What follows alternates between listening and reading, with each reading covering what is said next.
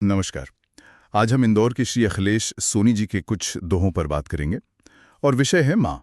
एक ऐसा शब्द, एक ऐसा रिश्ता जिसे हम सब जानते हैं पर शायद पूरी तरह से कभी समझ नहीं पाते। और यही आज हमारी कोशिश रहेगी। हमारे पास ये कुछ पंक्तियां हैं जो पहली नजर में बहुत बहुत ही सरल लगती हैं, पर अक्सर होता यह है कि सबसे गहरी बातें सबसे सीधे साधे शब्दों में ही छुपी होती हैं। बिल्कुल सही कहा। तो आज हम इन दोहों को सिर्फ पढ़ेंगे नहीं, बल्कि इनमें उतरने की, इन्हें टटोलने की कोशिश करेंगे। जी। चलिए इस भावनात्मक सफर की शुरुआत करते हैं। पहले दो दोहे जो आभार और अस्तित्व की बात करते हैं। सांस सांस कृतज्ञ है, दिया जो जीवन दान, दसों दिशाओं में रहे माँ का गौरवगान। और दूसरा है माँ से ही सांसें चलें, माँ से ही संसार, चरण वंदना जो करे उसका बेड़ा पार। बहुत सुंदर। पहली पंक्ति सांस सांस कृतज्ञ है, ये तो सीधे दिल को छूती है।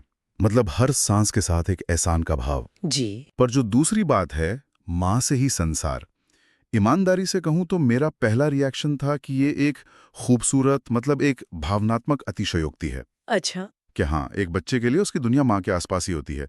पर मुझे लग रहा है कि शायद कवि का इशारा किसी और गहरी, शायद दार्शनिक बात की तरफ है। क्या मैं इसे ज्यादा सोच रहा हूँ? नहीं, आप बिल्कुल बिल्कुल सही जगह पर सोच रहे हैं। देखिए, ये पंक्ति दोनों स्तरों पर काम करती है। भावनात्मक स्तर पर तो ये सच है ही, लेकिन इसका एक गहरा मनोवैज्ञानिक और आप कह सकती हैं अस्तित्व से जुड़ा पहलू भी है। सोचिए, एक नवजात शिशु के लिए दुनिया क्या है? उसके लिए तो कोई दुनिया है ही नहीं सिवाय माँ के। बिल्कुल। माँ की धड़कन ही महीनों तक उसका एकमात्र संगीत होती है। माँ की आवाज ही बाहरी दुनिया का पहला फिल्टर है। सही बात है। उसका पहला स्पर्श, पहला भोजन, सुरक्षा का पहला एहसास, सब कुछ माँ से ही तो है। तो वो चेतना जो अभी अभी दुनिया में आई है, उसके लिए माँ और संसार में कोई फर्क नहीं है। अच्छा। माँ ही संसार है। ये कोई कविताई कल्पना नहीं, ये एक मनोवैज्ञानिक सच्चाई है। अरे वाह, ये तो कमाल का नजरिया है। इसने तो इस पंक्ति का पूरा मतलब ही बदल दिया। जी। ये अब सिर्फ एक भावना नहीं बल्कि एक तथ्य जैसा लग रहा है। और शायद इसी वजह से चरण वंदना जैसे शब्द आते हैं। बिल्कुल।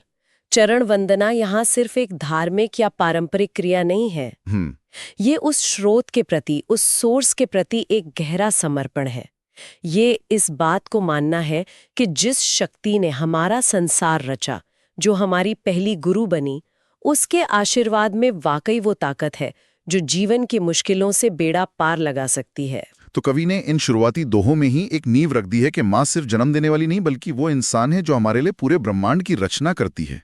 हाँ, और यही सोच हमें अगले स्तर पर ले जाती है, जहाँ प्रेम का रूप और भी जटिल और गहरा हो जाता है। हाँ, क्योंकि असल जिंदगी सिर्फ आभार और पूजा तक तो सीमित नहीं होती, वो थोड़ी उलझी हुई होती है ना। और मुझे लगता है कि अगले दोहे इसी उलझन की खूबसूरती को पकड़ते हैं। जी बिल्कुल। रात रात भर जाग कर देती थपकी प्यार, भूखा न बच्चा रहे करती सौ मनोहार। और ये वाला अद्भुत लाड़ दुलार है, अद्भुत लोरी गीत, गुस्से में भी है छिपा वात्सल्य संगीत।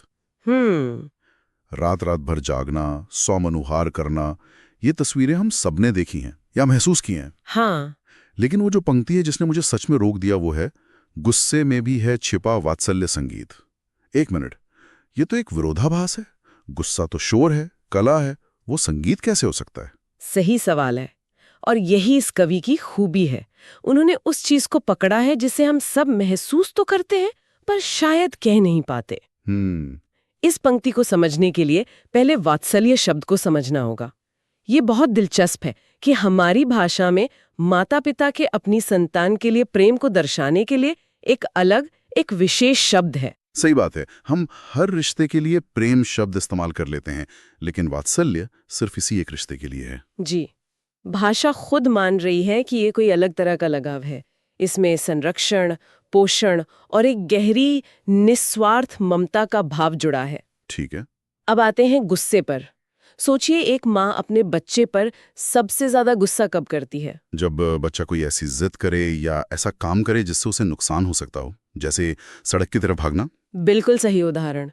उस पल में माँ की जो डांट या गुस्सा होता है, वो बच्चे को डराने या चोट पहुंचाने के लिए नहीं होता। नहीं, वो उस खतरे और बच्चे के बीच एक दीवार बनाने के लिए होता है। उस गुस्से के पीछे का भाव विनाश का नहीं, सुरक्षा का है।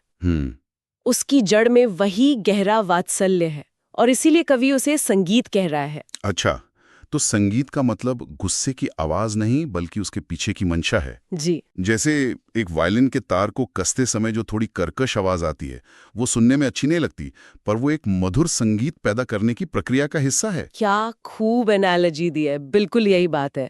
माँ का गुस्सा वो बेसुरा सुर हो सकता है जो बच्चे के जीवन में सामंजस्य और सुरक्षा लाने के लिए जरूरी है। वाह। उसका अंतिम उद्देश्य हमेशा बच्चे का भला, उसकी भलाई का संगीत ही होता है।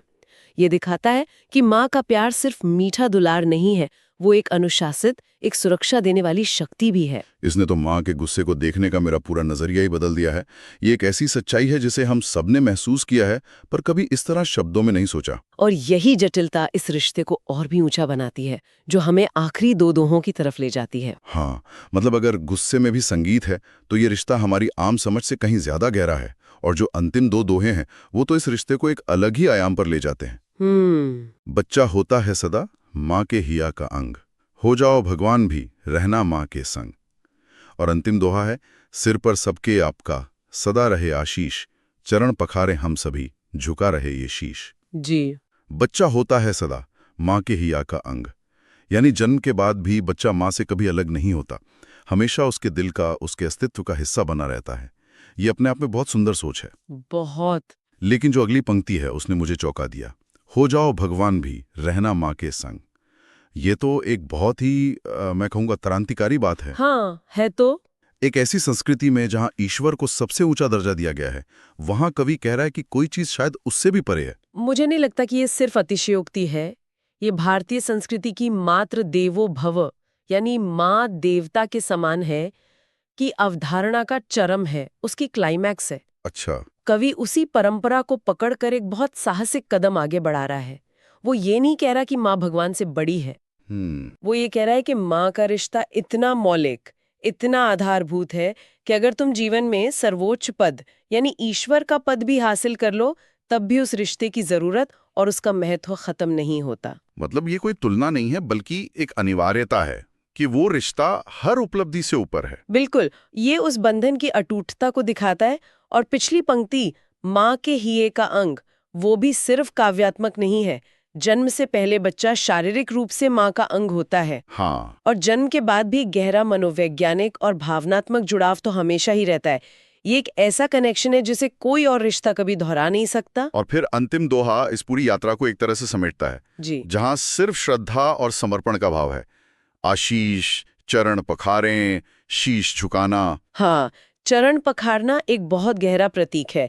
ये दिखाता है कि आप किसी के प्रति कितने कृतज्ञ और समर्पित हैं। जी। इन प्रतीकों के जरिए कवि एक निष्कर्ष दे रहा है कि जिस माँ ने हमारे संसार की रचना की, जिसके गुस्से में भी हमारे लिए संगीत था और जिसका स्थान किसी भी पदवी से ऊपर है, उसके प्रति हमारा भाव सिर्फ प्रेम का नहीं बल्कि श्रद्धा और पूजा का होना चाहिए।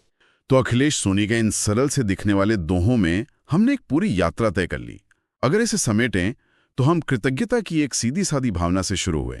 फिर हमने प्रेम की जटिलता को समझा, जहाँ त्याग और अनुशासन दोनों शामिल हैं, जहाँ गुस्से जैसी नकारात्मक भावना के पीछे भी सुरक्षा का संगीत छिपा है। और अंत में हम एक ऐसे मुकाम पर पहुंचे जहां मां का स्थान लगभग आध्यात्मिक और देवतुल्य हो जाता है। एक ऐसा अटूट बंधन जिसे ईश्वर का पद भी नहीं तोड़ सकता। ये वाकई कमाल की यात्रा रही। और ये हमें एक बहुत दिलचस्प सवाल पर लाकर छोड़ती है। अखिलेश सोनी के ये दोहे माँ के एक आदर्श, एक पूजनीय और त्यागमयी रूप को हमारे सामने रखते हैं।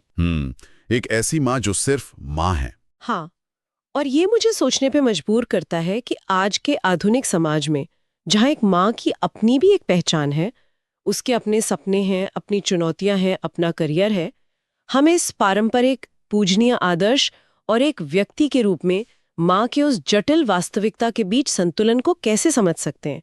हम उस आदर्श का सम्मान करते हुए उस व्यक्ति को भी पूरी तरह से कैसे देख और सराह सकते हैं?